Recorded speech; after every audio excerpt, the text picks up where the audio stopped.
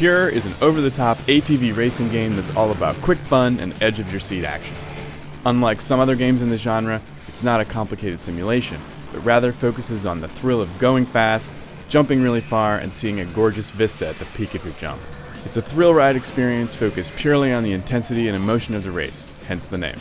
Pure was made by Black Rock Studio, the guys behind the ATV Off-Road series, so they're not exactly new to the ATV racing scene. For Pure, they've stuck to a very basic control scheme that's easy to pick up. In short, you pull off tricks with the left control stick and face buttons, which fills up your boost meter. There are different tiers of tricks that are assigned to different buttons, and the more extravagant moves take longer to pull off. Repeat tricks are discouraged, so the game becomes a balancing act between your tricks, boost, and knowing when to pull off the top-level stunts. If you mess up the timing, you'll get a helmet full of mud and the ridicule of your friends. The simple control scheme is a smart choice because it focuses all of your attention on the intensity of the race. At times, Pure feels more like an amusement park ride than an ATV racing game, and not just any amusement park ride, the kind you'd happily stand in line to ride and then get in line again as soon as you get off. The tricks are over the top and outrageous, and the most outlandish special tricks just never get old. However, you do get most of the tricks right off the bat, and it would have been a bit more satisfying to unlock bigger, better tricks along the way.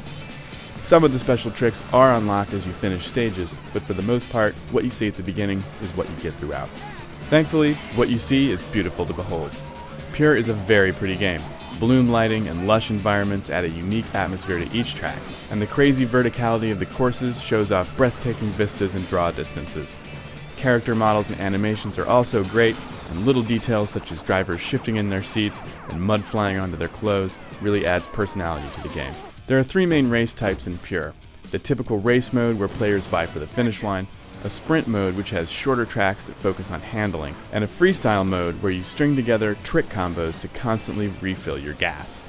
Of these, freestyle is the most successful because it really captures the mix of chaos and intense focus that makes Pure work.